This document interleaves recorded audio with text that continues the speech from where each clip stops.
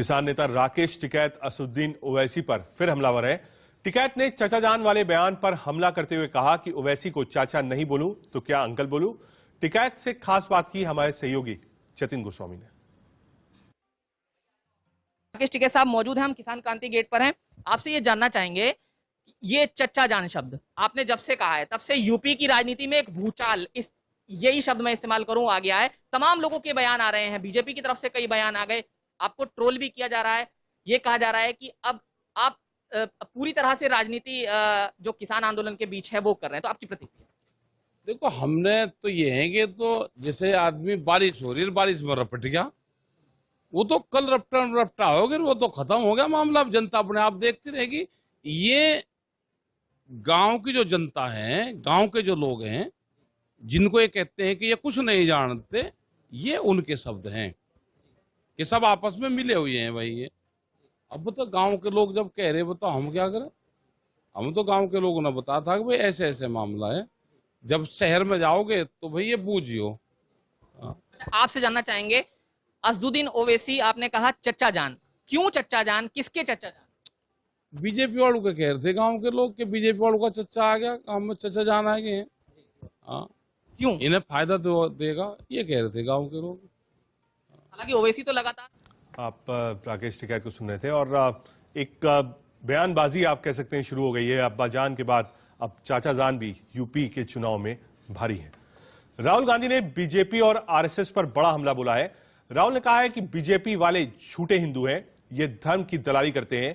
उन्होंने कहा है कि दुनिया की सभी विचारधाराओं से समझौता हो सकता है लेकिन आरएसएस से नहीं। कांग्रेस पार्टी का हाथ किसी से नहीं डरता है। राहुल ने कहा है कि हमने आरटीआई लागू की और करोड़ों के हाथों में दुर्गा की शक्ति डाली।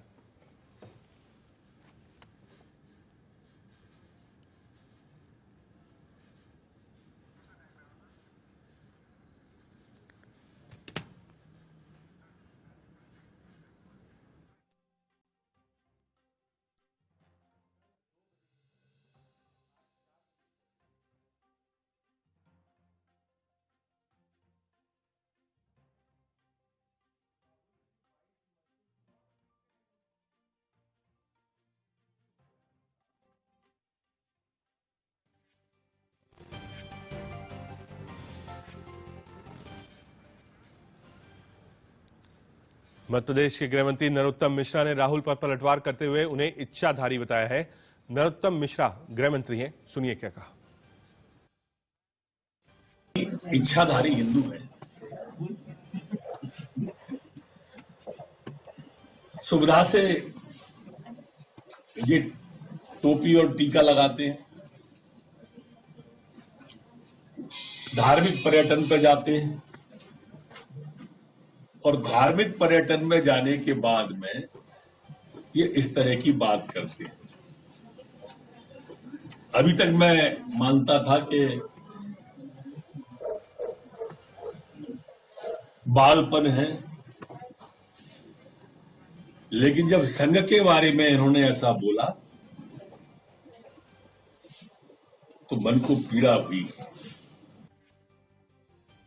जब कभी किसी का मानसिक संतुलन ठीक नहीं रहता है, वो कुछ भी कहते हैं, लोग बहुत हल्के में लेते हैं, लोग बहुत विश्वास भी नहीं करते हैं। कुछ एक लोग कुछ ना कुछ कहते जाते हैं, लोग कहते कहने दो यार, थोड़ी दिमागी हल्कापन है। जो जिस तरह से बात कर रहे हैं, ये कोई कहने की बातें हैं क्या?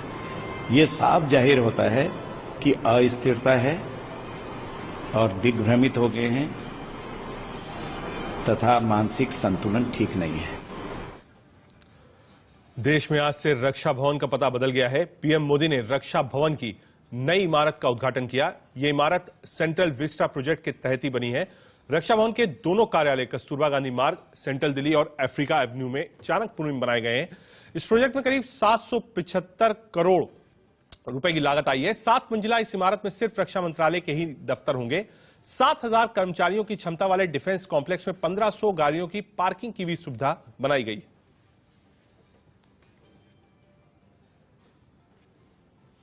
अनावरण भी उनके द्वारा किया जाता है।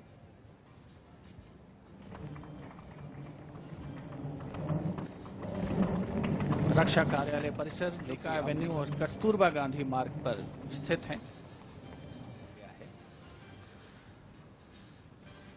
माननीय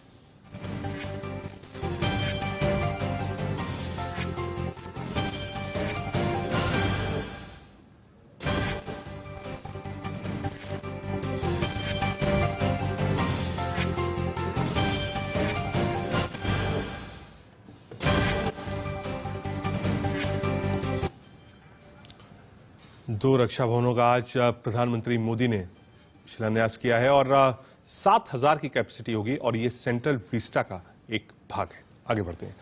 देश पर आतंकी हमले की एक बड़ी साजिश का खुलासा हुआ है। अलग अलग जगहों से गिरफ्तार 6 आतंकियों ने कई शहरों तक विस्फोटक पहुंचाने का दावा किया है। आतंकियों ने रेल ट्रैक और ब्रिज उड़ाने की ट्रेनिंग भी ली थी। आतंकी भीड़भाड़ वाले इलाकों को निशाना बनाने की तैयारी में थे। कई राज्यों की पुलिस अब इस पूरी साजिश के तार जोड़ने में जुटी है। हालांकि कहा जा रहा है कि आखिरी वक्त में पर्दाफाश होने से आतंकी धमाके से देश बाल बाल बच चुका है। सूत्रों के मुताबिक देश के कई शहरों में विस्फोटक पहुंच चुका था। यूपी की रेकी हो चुकी थी, महाराष्ट्र की रेकी करने वाले थे। जान मोहम्मद मुंबई से यूपी जाते वक्त पकड़ा गया। धमाके के लिए उत्तर प्रदेश पर सबसे ज्यादा फोकस था। कई राज्यों की पुलिस अब इस जांच में लगी है कि विस्फोटक किन शहरों में पहुंचा है। इस साजिश में कुल कितने आतंकी शामिल हैं? फिलहाल पुलिस को आतंकी ओसामा के 2 रिश्तेदारों की भी तलाश है।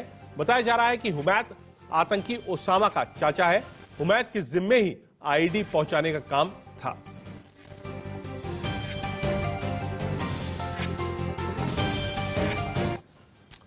दिल्ली पुलिस की पूछताछ में खुलासा हुआ है कि ओसामा के पिता उसैदुर रहमान और संदिग्ध ओसामा के चाचा भी इस मॉड्यूल का हिस्सा थे।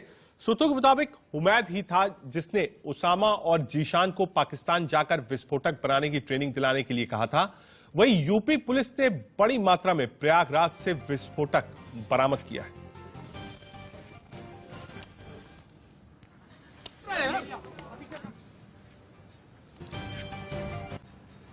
इस बात का भी खुलासा हुआ है कि आतंकी 1993 में मुंबई में हुए बम धमाके जैसी साजिश को एक बार फिर अंजाम देना चाहते थे। आतंकियों ने पूछताछ में खुलासा किया है कि वो रेल ट्रैक, ब्रिज उड़ाने की ट्रेनिंग लेकर आए थे।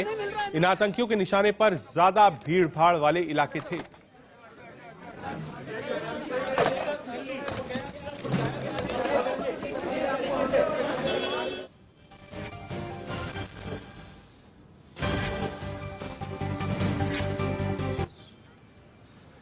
मुंबई एटीएस की एक टीम दिल्ली पहुंची है। मुंबई एटीएस गिरफ्तार आतंकी जान मोहम्मद से पूछताछ करने पहुंची है। जान मोहम्मद शेख मुंबई का रहने वाला था। उसे पुलिस ने राजस्थान के कोटा से गिरफ्तार किया था। यानी मुंबई एटीएस दिल्ली पहुंच गई है और जान मोहम्मद से पूछताछ करेगी।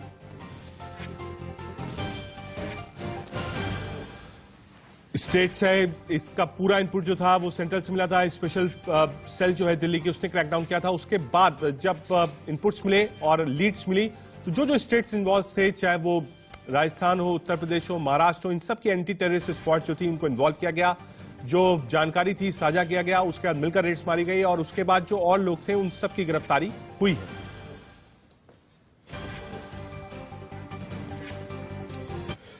जांच एजेंसियों की पूछताछ में आतंकियों ने खुलासा किया है कि ग्वादर बंदरगाह के पास, जहां उन्होंने आईएसआई से ट्रेनिंग ली थी, वहां मौजूद 15 बंगला भाषी पश्चिम बंगाल के थे। जांच एजेंसियां इस मामले में जांच में जुट गई हैं। दिल्ली के जामिया नगर निवासी ओसामा और यूपी के इलाहाबाद के रहने वाले जीशान कमर ने पाकिस्तान में ही ट्रेनिंग ली थी।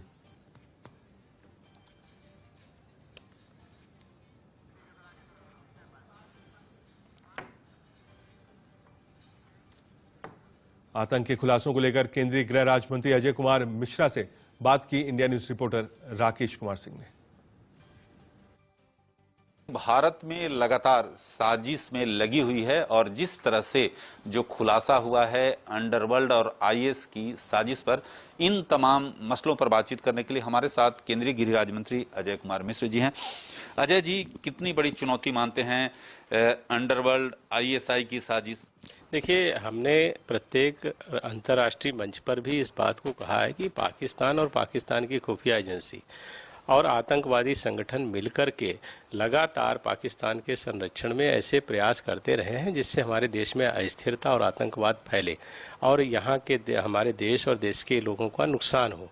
ये प्रयास उनके हमेशा से चल रहे थे, निरंतर चल रहे थे। लेकिन मैं आपको कहना चाहता हूं, अगर आप 2014 के बाद का समय देखेंगे तो जब से हमारे प्रधानमंत्री जी ने ये कमान संभाली देश की और हमारे गृह मंत्री अमित शाह जी, हम लोगों ने लगातार एक ऐसा तंत्र विकसित किया है जिसमें हमारी सुरक्षा एजेंसियां, खुफिया एजेंसियां, हमारे सुरक्षा बल, सरकार, इसके साथ में एक इतना बेहतर समन्वय हुआ कि 2014 के बाद किसी तरह की कोई आतंकी घटना, बड़ी घटना हमारे देश में नहीं होने पाई। या तो हमने उनको बॉर्डर पर ही रोका, ड्रोन से उन्होंने शुरू किया तो वो हथियार हमने जब्त करने शुरू किए, कुछ लोग अंदर अगर आ गए तो उनको भी हमने पकड़ा है, जो हमारे ऐसे स्लीपिंग मॉड्यूल्स थे उनको भी हमने गिरफ्तार किया है, कुछ काउंटर्स में मारे गए। इस तरह से और हमने एयर स्ट्राइक भी किया। इस तरह से आतंकवाद की पूरी तरह से हमने कमर तोड़ दी और हमारे देश में कोई बड़ी घटना नहीं होने पाई। लेकिन जो इस तरह के तत्व होते हैं वो निरंतर प्रयास करते हैं। अब उन्होंने एक उसका माफिया का नाम आ रहा है, उसके माध्यम से ऐसी कोशिश की है। कुछ हमारे देश के ऐसे लोग जो बाहर विदेशों में काम करते थे, उस चैनल से, मस्कट है, दुबई है, ऐसे चैनल से उन्होंने आने का प्रयास किया। लेकिन इस देश में एक ऐसी सरकार है जो प्रत्येक ऐसी संवेदनशील चीज पर हमेशा दृष्टि रखती है और उसका प्रमाण आपने देखा। धन्यवाद। Rakesh Kumar Singh, India news, Delhi. गृह राज्य मंत्री को आपने सुना। बुलेटिन में आगे बढ़ते हैं। यूपी के ग्रेटर नोएडा में मॉर्निंग वॉक पर निकली एक छात्रा का बदमाशों ने अपहरण कर लिया। बदमाशों ने छात्रा को अगवा कर गाड़ी में से फरार हो गए। परिवार वालों ने लड़की के अगवा होने की खबर मिलते ही NH 91 रोड जाम कर दिया है और जमकर हंगामा किया। मौके पर तुरंत ही भारी पुलिस फोर्स पहुंची और जांच पड़ताल में जुट गई।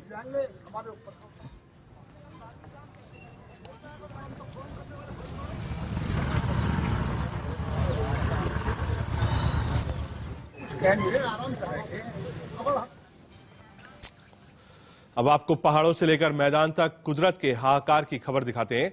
6 तस्वीरों से आप समझ सकते हैं कि देश का हर हिस्सा कुदरत के सामने किस तरह बेबस नजर आ रहा है। दिल्ली, लखनऊ, जामनगर, जूनागढ़, पालघर और मसूरी, जी हां, बाढ़ और बारिश ने कैसे लोगों का जनजीवन अस्त व्यस्त कर दिया है। सड़कों पर पानी है, पहाड़ पर पानी है, डैम्स ओवरफ्लो कर रहे हैं। मसूरी में फॉल्स के नजदीक आप जा नहीं कर सकते हैं। जूनागढ़ में शहर के अंदर पानी आ चुका है, तो वहीं जामनगर में घरों से लोगों को रेस्क्यू करना पड़ा है। लखनऊ और दिल्ली में भी बुरा हाल है, हर सड़कें वाटर लॉगिंग से त्रस्त है।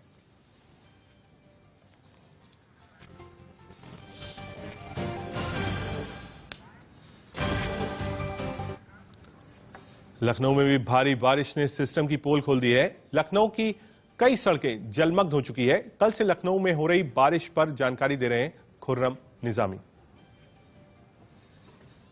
और ये है लखनऊ का हाल, उत्तर प्रदेश की राजधानी लखनऊ का हाल। अगर आप देखिए तो ये रास्ता सिविल हॉस्पिटल की तरफ जाता है और दूसरी तरफ जाएंगे तो 5 कालिदास मार्ग पड़ेगा, यानी कि मुख्यमंत्री का ऑफिस रेजिडेंस। आप देख सकते हैं हालत, जो भी गाड़ी जा रही है वो तकरीबन जलमग्न हो जा रही है। यही वजह है कि बहुत सी गाड़ियां, बहुत से चालक उधर उस जलमग्न स्थिति में जाने से चूक रही है। देख सकते हैं कि ये हालत है, यहाँ पर आप जरा सा चूके और पानी में डूबे। आप देख सकते हैं कि ये जो बारिश लगातार हो रही है, ये नज़ारा कोई आज का नज़ारा नहीं है। ये नज़ारा हर वक्त मिलता है जब जब तेज बारिश होती है। गाड़ियां निकालना बेहद मुश्किल का काम है।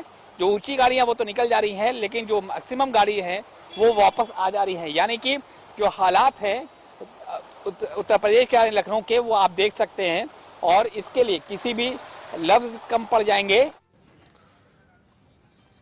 बात दिल्ली एनसीआर की। दिल्ली एनसीआर में आज सुबह से बारिश से मौसम का मिजाज बदल गया है। एनसीआर के कई इलाकों में तो पानी भरने की खबर है।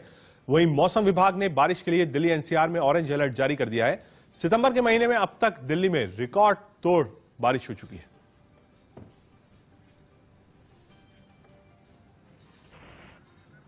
दिल्ली में बारिश के बाद कैसे हालात हैं, बता रहे हैं हमारे संवाददाता सभ्यसाची। दिल्ली में मौसम विभाग ने फिर से एक बार ऑरेंज अलर्ट जारी कर दिया है और आज सुबह से दिल्ली में लगातार तेज बारिश हो रही है। और ऑरेंज अलर्ट पिछली बार 11 सितंबर को जारी किया गया था, जहां पे तेज बारिश के कारण एयरपोर्ट के अंदर तक पानी घुस गया था, जिससे लोगों को काफी परेशानियों का सामना करना पड़ रहा है। और लगातार इस महीने दिल्ली में रिकॉर्ड टूट रहे हैं, क्योंकि 11 सितंबर को जो बारिश हुआ था वो 1000 मिलीमीटर का जो मार्क है वो क्रॉस कर चुका है और 46 ईयर का रिकॉर्ड तोड़ दिया है इस साल की बारिश ने। तो लगातार बारिश से जहां एक तरफ लोगों को राहत मिल रही है गर्मी और उमस से, वहीं दूसरी तरफ लगातार परेशानियों से जूझना पड़ रहा है, क्योंकि बारिश के कारण अलग अलग जगहों पे जलभराव की स्थिति देखी जा रही है और जितने सारे अहम अंडरपासेस हैं वो जलभराव के कारण बंद कर दिए जाते हैं, जिसके बाद ट्रैफिक जाम लग जाता है और घंटों पर घंटे ट्रैफिक जाम से लोगों को काफी परेशानियों का सामना करना पड़ रहा है। बुलेटिन में आगे बढ़े, लेकिन उससे पहले एक नजर इस वक्त की सुर्खियों पर।